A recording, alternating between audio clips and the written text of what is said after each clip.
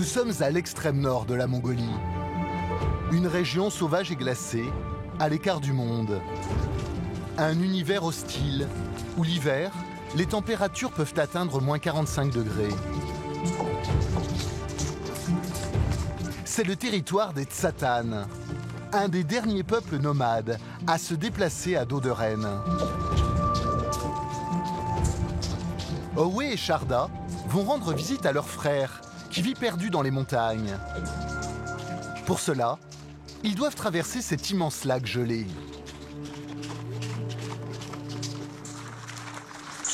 C'est plus court par là.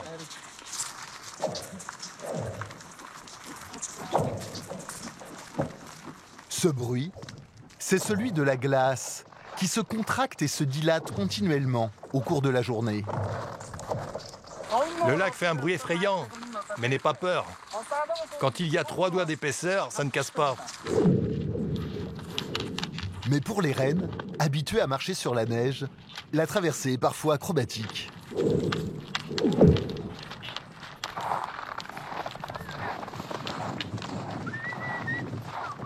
Cela fait 2 jours que les 2 hommes traversent les montagnes et les cols enneigés. Leur frère vit totalement isolé au cœur de la taïga, dans ce simple tipi. Uluk a 30 ans et passe l'hiver ici avec sa famille. Sa femme, Ulan, et leurs 3 enfants. Gana, 6 ans, sa sœur Zula, 3 ans, et le petit dernier, Bata, tout juste 1 an.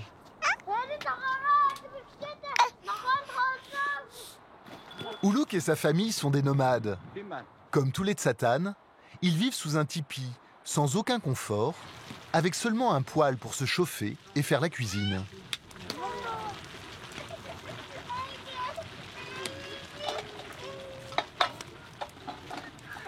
Tiens, le bonnet. Toute la famille vit dans un espace d'à peine 10 mètres carrés, que Ulan est très fier de nous faire découvrir. Ça, c'est notre étagère où on met tout ce qui concerne la cuisine. Ici, on met la farine. Là-bas, ce sont les selles des enfants. Des couvertures. Ici, c'est le centre. Il y a encore des couvertures. Et là, on range les vêtements, les matelas. Voilà comment on s'organise.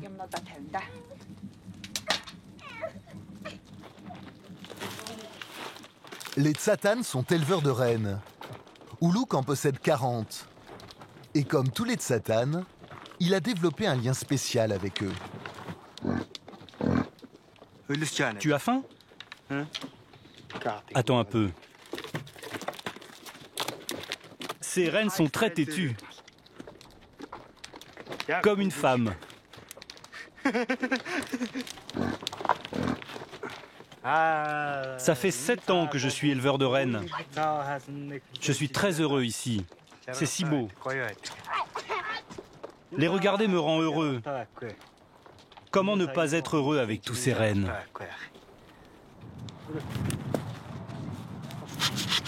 Ses frères sont venus l'aider. Une fois par an, ils doivent couper les bois des rennes. Quand on leur monte dessus, ça peut nous blesser. Ça leur fait pas mal? Non, c'est de l'os. Ça fait pas mal. S'ils ne les coupaient pas, les bois des rennes tomberaient de toute façon naturellement à la fin de l'hiver. Tiens. Tous ces bois seront vendus puis exportés jusqu'en Chine, où ils sont utilisés pour la médecine traditionnelle. Je mets les bois dans le sac. C'est drôle. Ça rentre pas. Yana, est-ce que c'est bien la vie dans la taïga? Super. Pourquoi? Pourquoi? Les rennes. Monter dessus, c'est trop bien.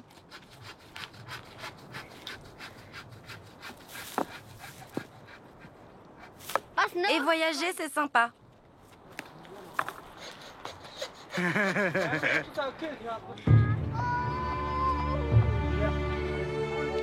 Uluk et sa famille font partie des derniers Tsatan.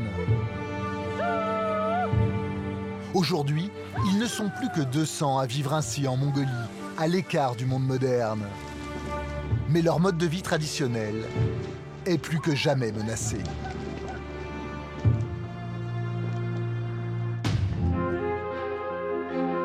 Les Tsatan vivent tout au nord du pays, juste à côté de la frontière russe, dans une immense région inhabitée et restée longtemps difficile d'accès. Un isolement qui leur a permis de conserver leurs traditions. Ils sont originaires de Sibérie et vivent encore comme leurs ancêtres ont toujours vécu. Se déplaçant dans la taïga avec leurs troupeaux, été comme hiver, à la recherche de lichen pour nourrir leurs reines. Animistes, ils croient que des esprits se cachent derrière chaque chose et chaque être vivant. La chamane est l'intermédiaire entre eux et ce monde invisible. Il est difficile de comprendre les chamans. Le ciel et les esprits les habitent. Peu nombreux, les Tsatan veulent éviter tout risque de consanguinité. Les jeunes hommes sont encouragés à trouver une épouse hors de la communauté. Mais pour la première fois, cet été, ce sont 2 Tsatan qui vont s'unir. Un événement exceptionnel. Devenez riche d'un infini troupeau et soyez parents d'innombrables enfants. Mais aujourd'hui, toutes leurs traditions sont menacées. La technologie se glisse sous le tipi. Difficile d'échapper aux tentations du monde moderne. Allô? Tu as un chargeur de 12 volts pour un téléphone? Et puis il y a l'école. Depuis 15 ans, l'État mongol oblige tous les enfants de Tsatan à être scolarisés dès l'âge de 7 ans. Une loi qui oblige les familles à se séparer durant tout l'hiver. Ils resteront à Tsagannour et moi ici avec mes reines. À l'autre bout de la steppe, un contraste saisissant. Voici la capitale de la Mongolie. Ulan-Bator et ses buildings modernes. Moron est Tsatan. Elle a 19 ans. Elle a quitté le tipi familial pour venir faire ici des études supérieures. Même si je suis originaire de la taïga, je peux réussir. Pendant 1 an, en hiver et en été, nous avons partagé le quotidien de ce peuple méconnu et fragile. Un voyage hors du temps,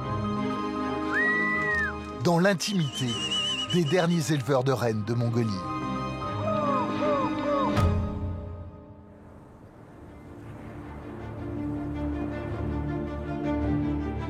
Pour rejoindre les Tsatan, il faut parcourir plus de 1000 km à travers la steppe. 3 jours de voyage sur des routes et des pistes chaotiques.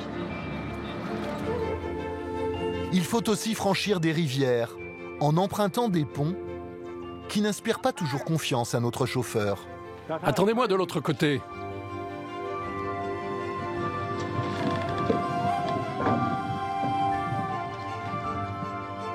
Des heures de route sans rencontrer âmes qui vivent. Ici, aucun panneau indicateur et pas de réseau téléphonique. Soudain, au détour d'une piste, dans une forêt de mélèzes,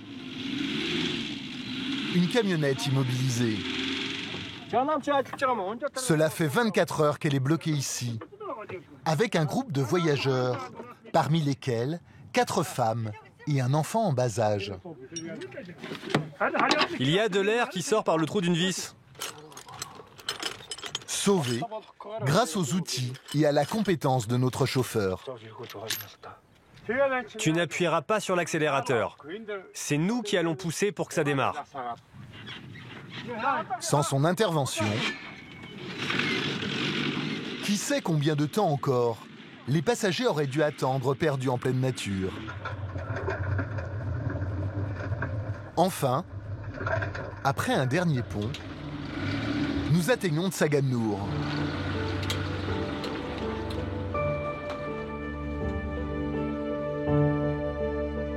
C'est le village le plus au nord de la Mongolie. Au bord d'un immense lac, quelques habitations éparses. 1200 habitants. La dernière étape avant l'entrée dans le monde des Tsatanes.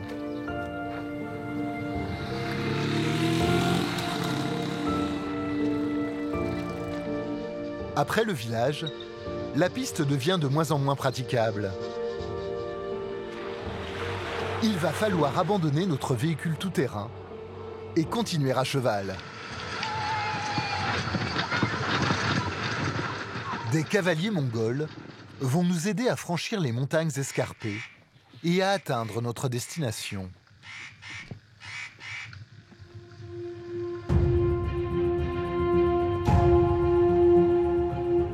Une vallée à 2000 mètres d'altitude où les Tsatanes se regroupent pour passer l'été.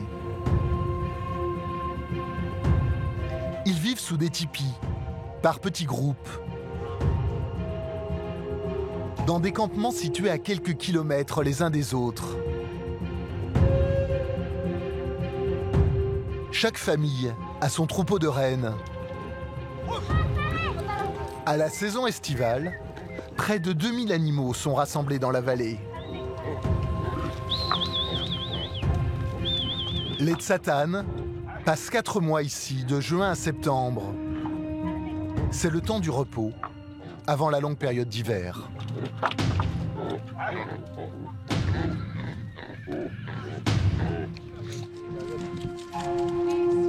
Mais pour Maksar et Urché, l'été s'annonce chargé. Leur fille aînée leur a annoncé qu'elle voulait se marier. Ce matin, ils attendent une visite importante. Le témoin du futur époux vient faire sa demande officielle. Maksar, le père, ne semble pas très bien disposé. On attend les gens qui viennent demander la main de ma fille. Vous savez déjà ce que vous allez répondre? Pas encore.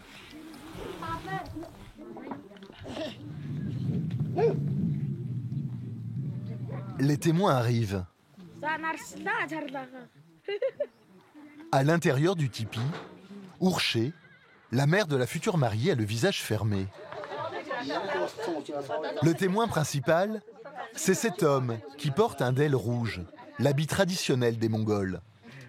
Il doit remettre une écharpe bleue qui symbolise le ciel éternel. Si le père l'accepte, l'affaire est conclue. Le témoin se lève pour faire son discours. Mais c'est l'instant précis que choisissent les parents pour sortir du tipi. Je souhaite à tous les gens réunis ici de passer une très belle journée. Le témoin commence son discours. Je vous remercie de votre présence. Nous allons maintenant commencer la cérémonie pour demander la main de l'épouse. Il est tellement stressé qu'il ne s'est pas rendu compte que les parents n'étaient plus là. Urché n'est pas là?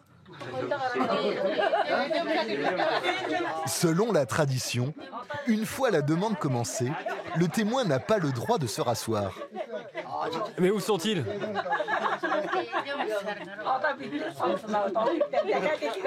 Finalement, au bout d'un quart d'heure, les parents reviennent.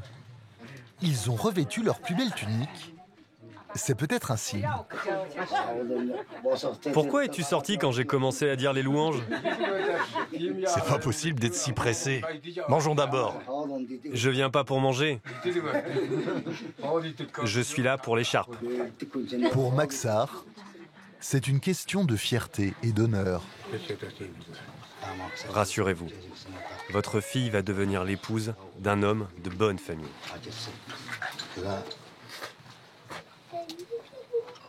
Maksar doit faire attendre le plus longtemps possible. Plus il attend, plus il montre que sa fille est importante.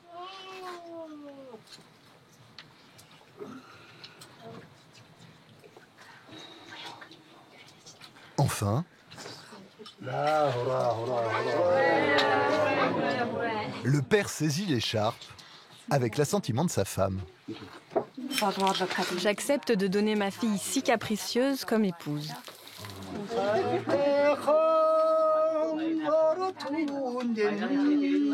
Le témoin peut enfin se détendre, un verre de vodka à la main. C'est le signal pour les hommes de la vallée. Quelques jours plus tard...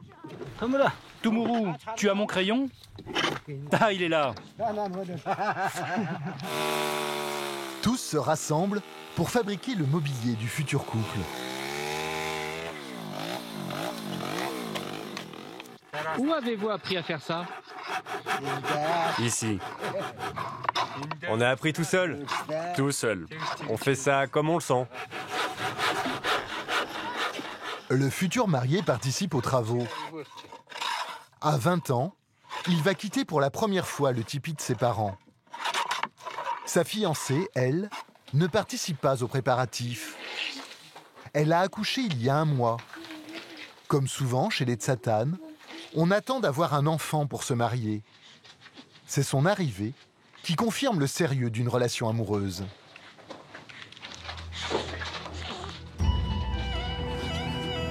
Le mariage aura lieu dans 2 semaines, en fonction du calendrier lunaire.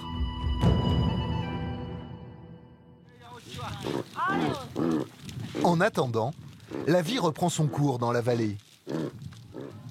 À quelques kilomètres du tipi des parents des mariés, le campement de Bogi.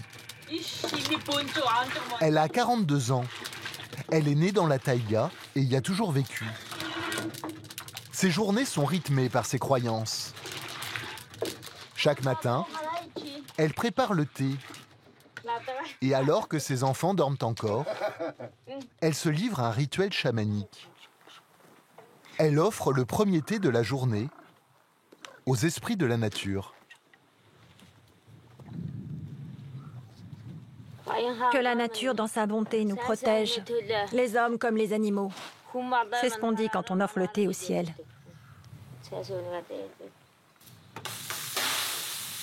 Les Tsatan sont animistes.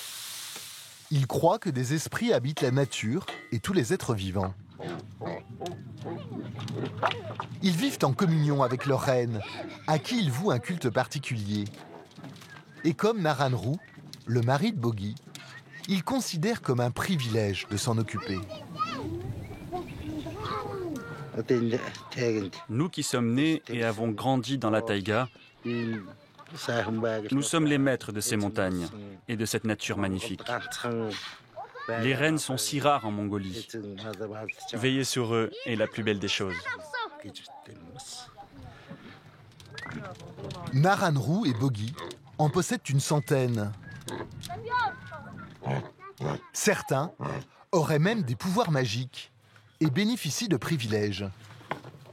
Comme celui-ci, qui arbore des rubans multicolores autour du cou et qui est le seul à avoir le droit d'entrer dans le tipi familial. Le renne chaman. C'est un renne sacré. Un esprit l'habite. Il protège le troupeau.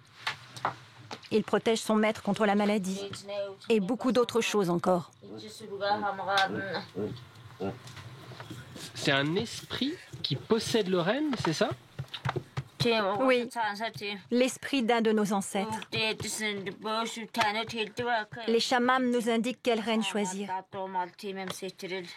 Les reines chamans nous guident.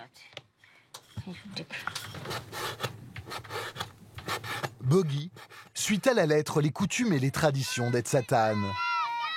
Mais elle a aussi commencé à découvrir le monde moderne et ses tentations. Juste à côté du tipi, une mystérieuse tente jaune surmontée d'une antenne. C'est la cabine téléphonique familiale. Grâce à leur antenne de fortune, Bogi réussit à parler à sa fille aînée, restée au village. Allô? Vous avez bien dormi? Ça va.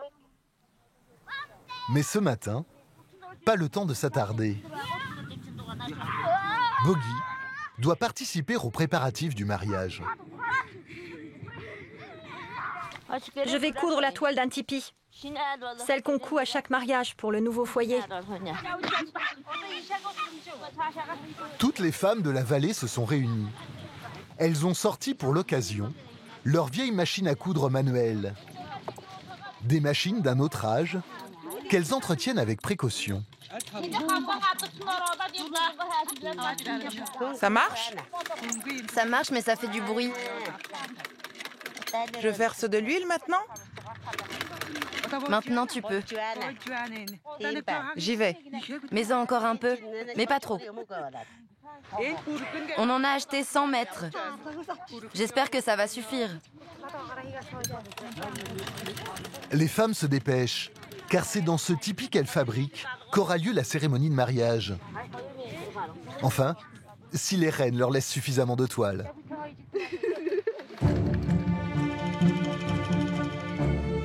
Six jours plus tard, c'est le moment tant attendu. Les mariés et leurs témoins montent des chevaux blancs, une couleur porte-bonheur qui symbolise la pureté de leur union. Le couple est entièrement vêtu de mauve. Une centaine d'invités les attend.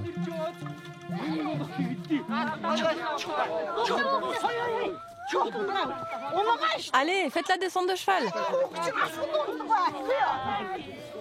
Avant de rentrer dans leur tipi, les mariés doivent en faire 3 fois le tour en lançant du lait de renne pour s'assurer prospérité et abondance. On a tourné 3 fois. C'est assez.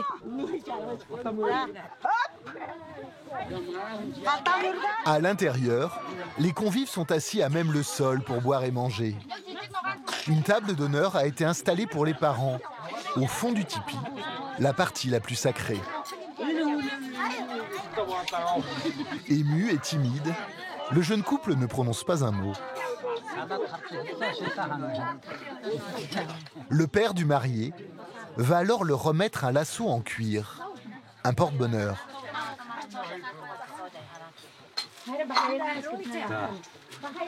Attrapez votre monture avec ce lasso. Décorez votre tipi avec.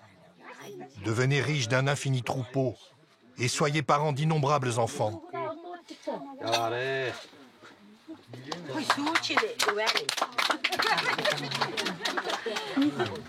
Les mariés scellent leur union en buvant une gorgée de lait de renne. La mariée doit ensuite faire ses preuves face à sa belle-mère. Elle doit préparer le thé. Vous êtes unis par votre amour. Devenez, ma fille, aussi douée en paroles qu'en tricot.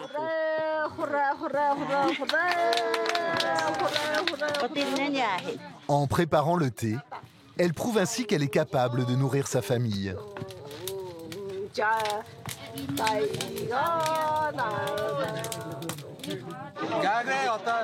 Je suis fier et heureux que mon fils quitte notre tipi et crée son propre foyer.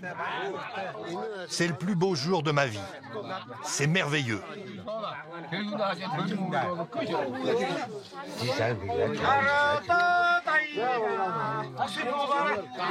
Je suis heureux. C'est beau. Tu peux parler un peu plus fort? J'arrive pas à parler plus fort. La journée se passe comme vous l'aviez imaginé? Oui, ça se passe bien.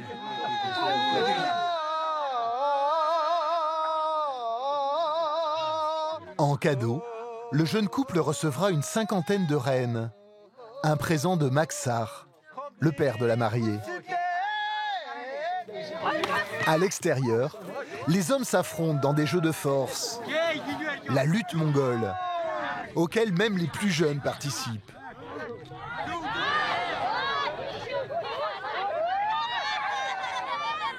Tout l'été, les nomades resteront dans cette vallée d'altitude, où la nourriture pour les rennes est abondante.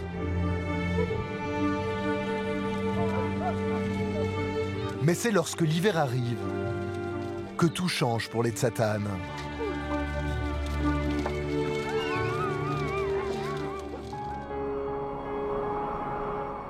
Dès que les premières neiges tombent, les Tsataan emmènent leurs reines plus au nord dans les montagnes, là où ils pourront trouver du lichen pour nourrir leurs troupeaux. Nous retrouvons Uluk et sa famille. Ils vivent totalement isolés, en plein cœur de la forêt. Loin de tout médecin et avec des enfants en bas âge, ils vont passer 6 mois ici, dans cette région sauvage où vivent encore des loups et des ours.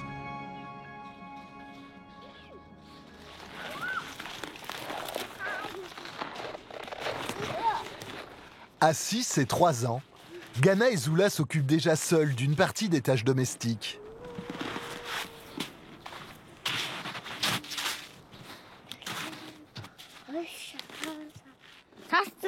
Quand la neige fond, ça devient de l'eau. C'est pour ça que je ramasse la neige. Tu veux goûter?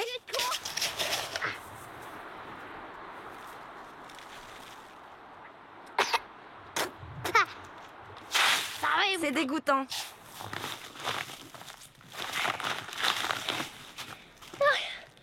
J'arrive pas à le porter. Les enfants se sont répartis les rôles. À Ghana, les travaux de force.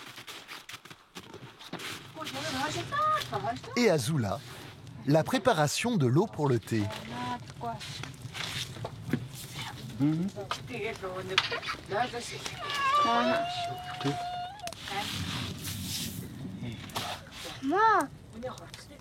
La neige fond. Et à seulement 3 ans, la petite fille met un point d'honneur à faire toute seule la vaisselle. Oh, les 2 bols. Tu les laves bien, ma fille. Comme ça? Oui, c'est bien.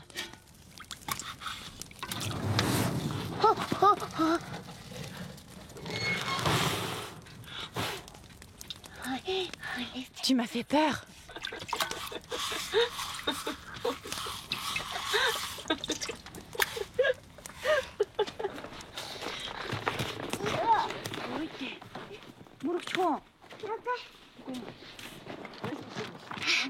J'aide maman à garder les rênes. Uluk et Ulan ne tuent que 1 ou 2 rennes par an pour se nourrir. Ils ne les élèvent pas pour les manger, mais pour leur lait, qu'ils boivent en grande quantité. Boire du thé au lait de renne est aussi nourrissant qu'un petit repas. Apporte-moi la corde pour attacher Kenzedai. Ulan a donné un nom à chacun de ses rennes. Pour vous, ils sont tous pareils. Mais pour nous, ils sont tous différents. Comme les humains, ils ont tous des signes distinctifs. Celui-là, c'est Petit Renne. C'est le mien. En hiver, il fait entre -10 et -45 degrés. Malgré ces conditions extrêmes, les enfants passent l'essentiel de leur temps dehors. Un de leurs passe-temps favoris, s'occuper des rennes. Je les attache.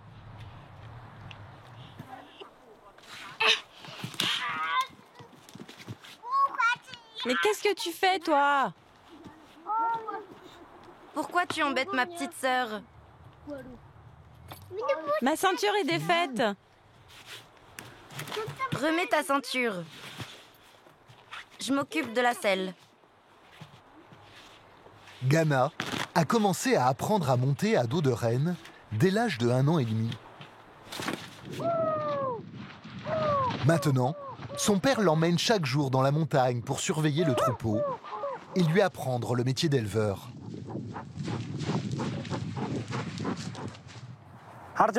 Ghana, Les rennes sont là-bas, tu les vois?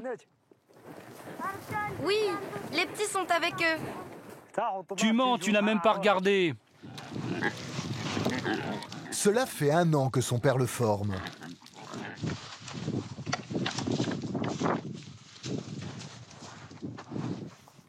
Avant, je gardais mes rennes seules. Maintenant, Ghana m'accompagne. On discute, on se raconte des choses, c'est sympa. Ghana a été élevé dans la plus pure tradition des Tsatanes. Un peuple qui a su conserver au fil des siècles ses croyances et ses coutumes, même les plus mystérieuses.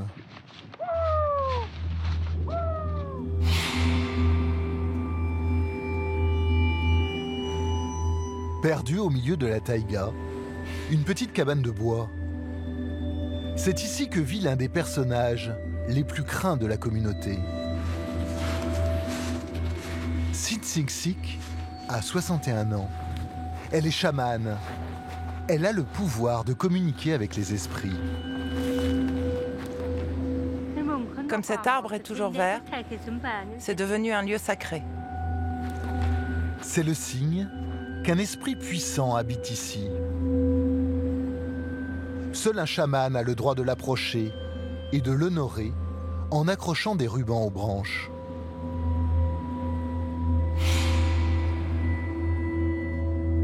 Tous les Tsatanes croient aux esprits.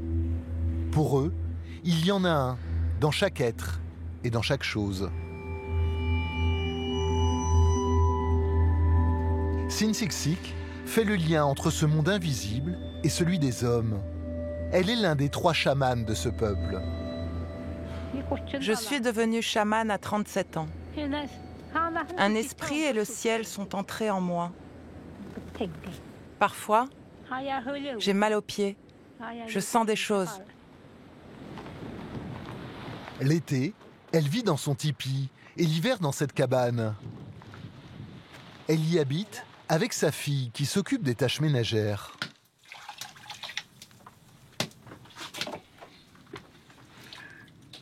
On abat 2 bœufs par an. Posés sur une simple bâche de plastique, tous les abats d'un bœuf tué la veille. Sa fille les trie avec précaution. Je lave les boyaux. C'est dans cette cabane que les Tsatanes viennent consulter leur chaman. Ils viennent ici pour demander des choses. Des gens qui disent que tout va mal. Les nomades viennent ici pour connaître leur avenir. Comment va évoluer une maladie? Ou dans quel endroit emmener les rennes pour qu'ils ne soient pas attaqués par les loups? Pour répondre, la chamane utilise des objets rituels. C'est un miroir. Avec, je peux prédire ce qui va arriver. Il me permet de faire de la divination. Sinsiksik répond toujours de manière très laconique. Il est difficile de comprendre les chamans. Le ciel et les esprits les habitent.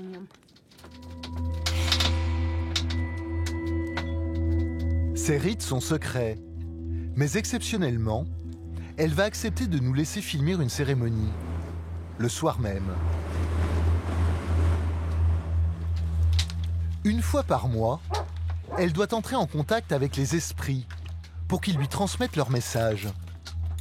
Si elle ne le faisait pas, les esprits pourraient se venger en s'en prenant à elle ou à ses proches. Je fais sécher mon tambour. Ce tambour symbolise un cheval. C'est grâce à lui qu'elle parcourt le monde des esprits.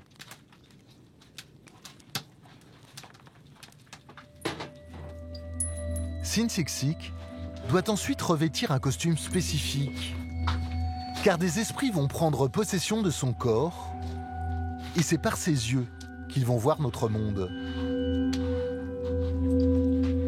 Ce long manteau, enfin, va lui servir d'armure, car des esprits malfaisants pourraient la blesser, ou même la tuer pendant son voyage.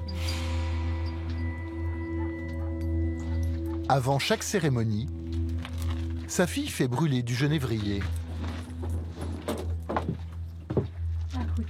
Ça donne de la force. Et on purifie tout avec ça.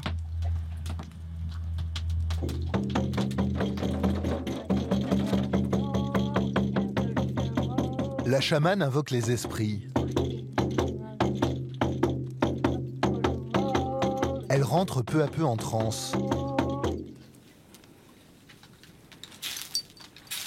Elle ne ressent plus la douleur. Ça y est. Les esprits ont pris possession de son corps.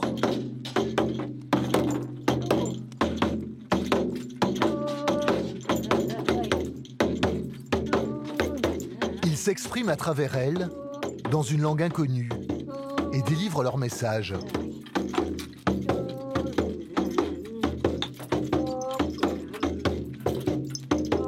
La transe va durer 2 heures.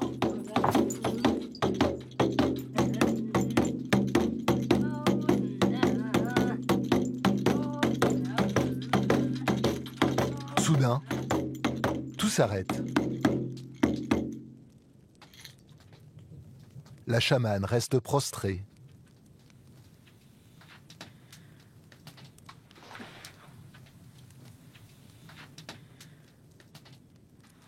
L'esprit a parlé. Votre route sera sans encombre. Ce seront ses seules paroles.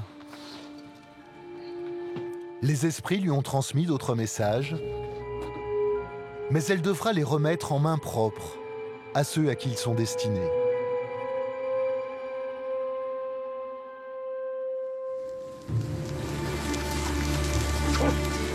Pour Uluk, toutes ces traditions sont le ferment de l'identité de Satan.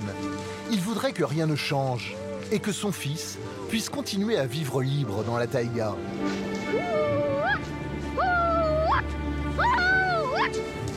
Mais les Tsatanes sont de moins en moins isolés. Le monde moderne se rapproche. L'année prochaine, la vie de la famille va être totalement bouleversée.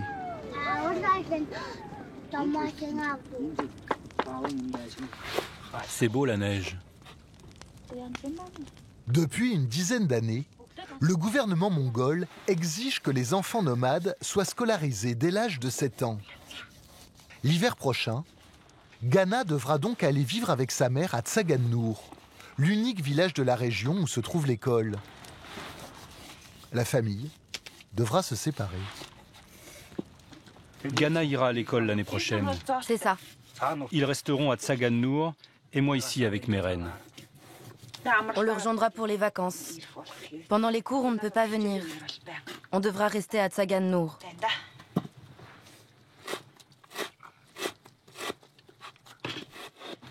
C'est fini les hivers ensemble.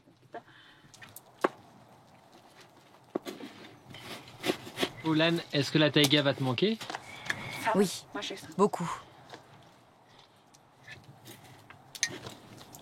Qu'est-ce qui va te manquer? Les reines.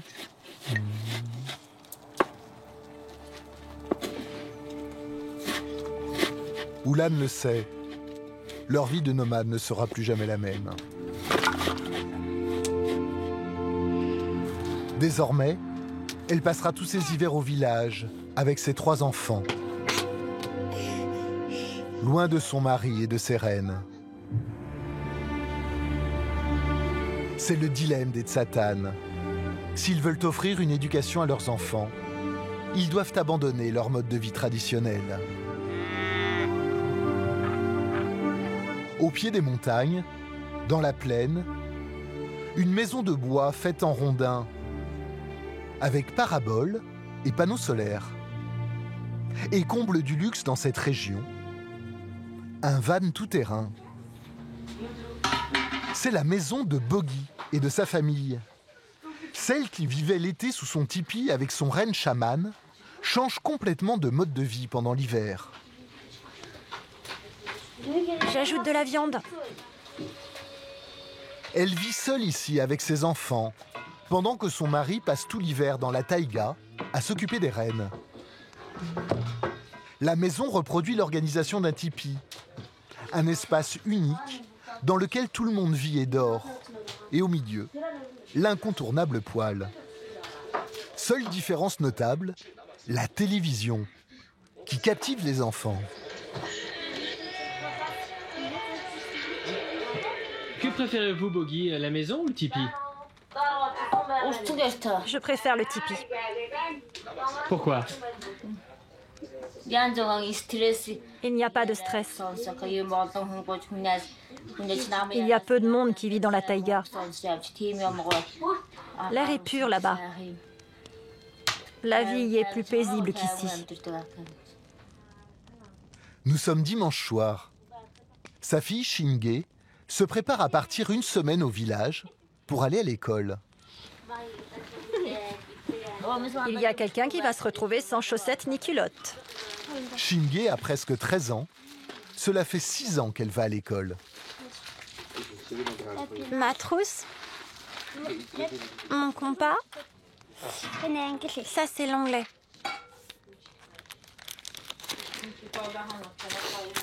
L'ancien alphabet mongol. Là c'est le dessin. Ah ça c'est nouveau. La biologie. Tu aimes aller à l'école? Oui. Pourquoi? Parce que, comment dire, parce que j'aurai un métier. Tout le monde se couche tôt, car demain il faudra partir à l'aube.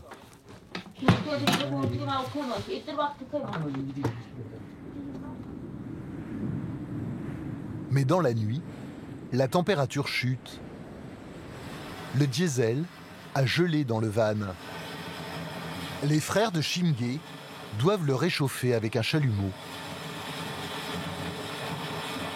Après plusieurs heures d'effort, le van démarre enfin. Mais Shinge est très en retard.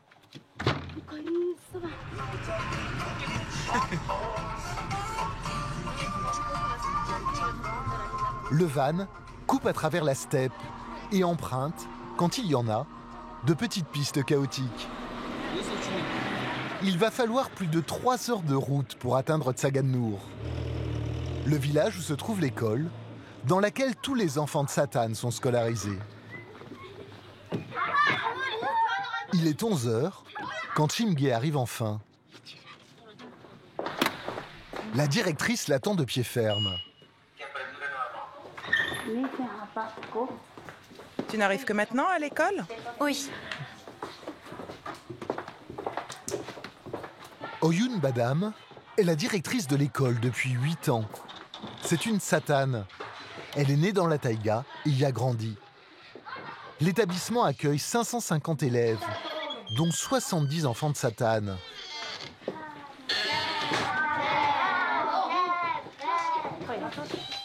Les cours vont de l'école primaire au baccalauréat.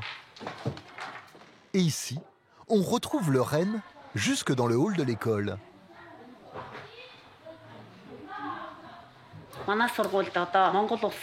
Notre école est spéciale en Mongolie, car on y forme les enfants de Satan. C'est pour ça que nous avons ce renne empaillé, pour faire découvrir aux autres élèves la culture et la vie des éleveurs de rennes. Mais la tradition s'arrête là. L'école se veut résolument tournée vers le monde moderne.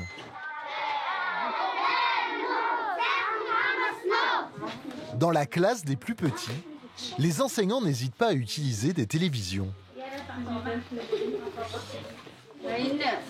Depuis l'année dernière, les enfants suivent les cours sur cette télévision.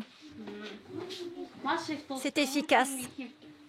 Les enfants apprennent mieux. Derrière l'école, un dortoir flambant neuf.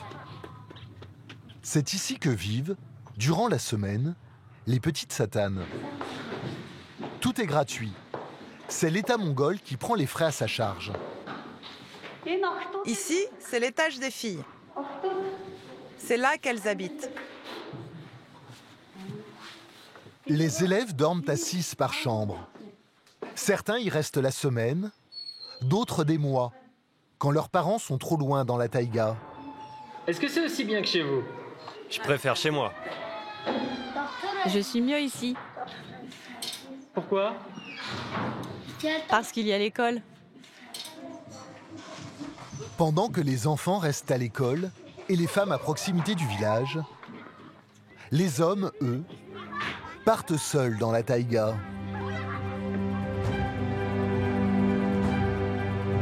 C'est l'époque de la grande transhumance hivernale.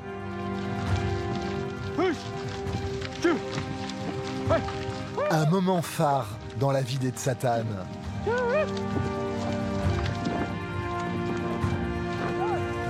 Chaque année, à la fin de l'automne, les nomades emmènent leurs reines tout au nord, dans les montagnes. Ils s'enfoncent dans la taïga pour trouver des zones riches en lichen.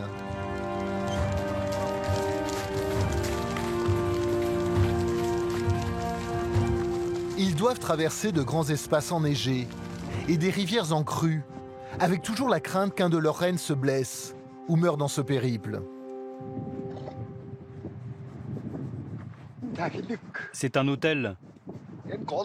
On l'a mis à cet endroit pour remercier les esprits qui nous aident à traverser cette rivière. Au printemps, les eaux sont si hautes qu'il est impossible de la franchir.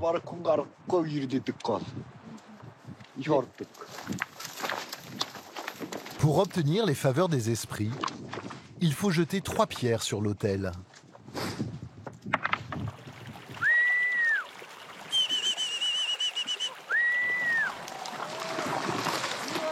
Le courant et les galets rendent la traversée périlleuse. Mais les esprits veillent et le troupeau traverse sans encombre.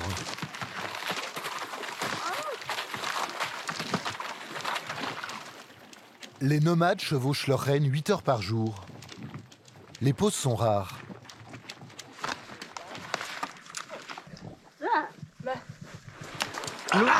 L'eau est bonne ici? Un vrai médicament. La bonne eau de source.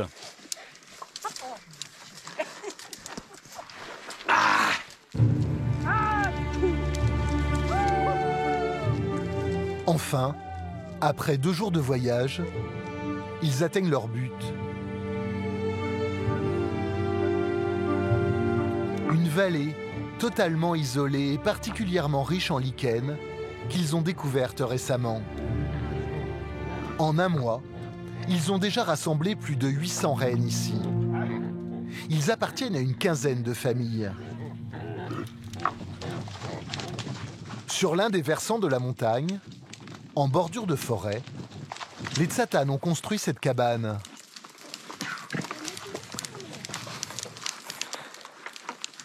C'est une jolie petite maison.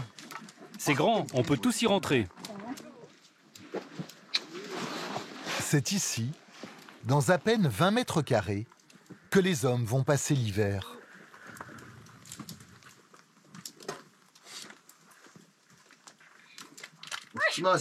C'est plus spacieux qu'un tipi. Plus grand. Et aussi confortable.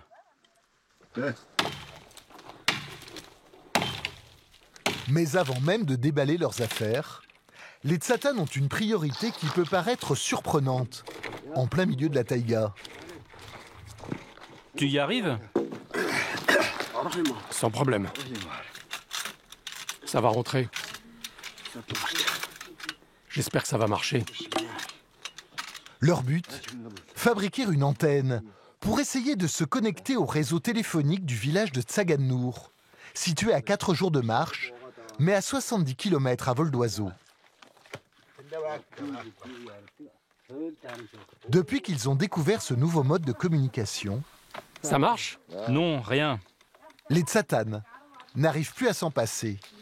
Enfin, quand ça marche. On essaie là-bas?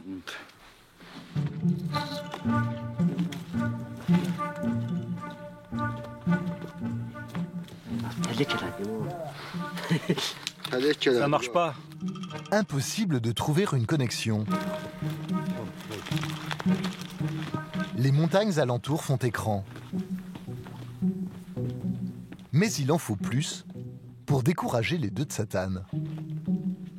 Ça marchera peut-être ce soir. Oui, peut-être.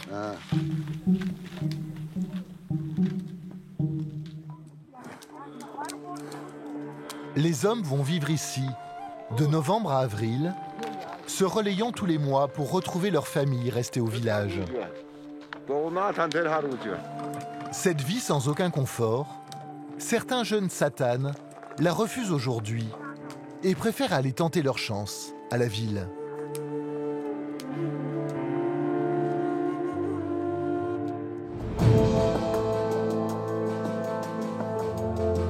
Oulan-Bator, une capitale érigée au milieu de la steppe.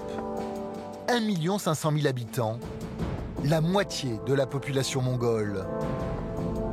En périphérie, les quartiers modestes, composés de petites maisons et de yourtes de nomades venus chercher du travail. Dans le centre-ville, en pleine croissance, des immeubles modernes avec des tours de verre et des embouteillages. Un univers que découvre Moron, une jeune Tsatane de 19 ans. Arrivée de la taïga il y a 2 mois pour faire ses études. Dès mon arrivée, j'ai eu très envie de rentrer chez moi. Le bruit et les embouteillages étaient très durs à supporter. Et puis l'air, tellement pollué. L'air et l'eau sont si différents ici que j'ai eu des boutons sur le visage. Maintenant, ça va mieux. Moron ne souhaite pas être éleveuse de rennes. Elle est venue ici avec pour objectif de devenir professeure de sport. Je pense qu'il faut que je fasse des études pour être au même niveau que les autres Mongols. En arrivant à Oulan-Bator, elle a aussi découvert la société de consommation. Ces immenses centres commerciaux dont elle n'imaginait pas l'existence. À l'intérieur, des stands de produits de beauté, des vitrines de montres et des articles de luxe importés d'Occident. Je n'ai jamais rien acheté ici. Pourquoi tu n'achètes pas? Comment je pourrais? Je n'ai pas d'argent. C'est une question bizarre. Vous n'avez pas autre chose à me demander? À Oulan-Bator, Moron bénéficie d'un logement réservé aux étudiants les plus modestes. Il est situé dans ce bâtiment du centre-ville. Elle partage un dortoir avec 5 autres étudiantes. Là, c'est mon lit. Ce lit lui coûte 20 € par mois. Pour aider les Tsatanes, l'État mongol a décidé de verser une allocation à tous les adultes, qu'ils restent dans la taïga ou qu'ils décident de changer de vie. L'État mongol donne environ 70 € par mois à chaque adulte. Avec ça, j'achète ma nourriture. Mais ça ne suffit pas pour tout acheter. Il y a beaucoup de choses dont j'ai besoin. Comme des vêtements ou des fournitures scolaires. Malgré les difficultés, elle ne regrette pas son choix et espère que d'autres suivront son exemple. Les enfants de la taïga, de mon âge ou plus jeunes, je veux qu'ils viennent ici pour être aussi cultivés que les gens d'Oulan-Bator. Je pense que faire des études ne nous fait pas oublier notre région ou notre langue natale. Sans études, les habitants de la taïga et leurs enfants resteront ignorants et coupés du monde.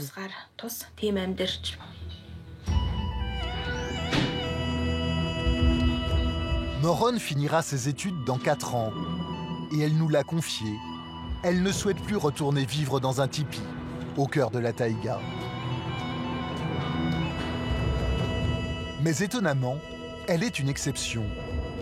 Car aujourd'hui, malgré les tentations du monde moderne, la plupart des jeunes satanes veulent perpétuer la tradition et rester comme leurs ancêtres, les gardiens des derniers reines de Mongolie.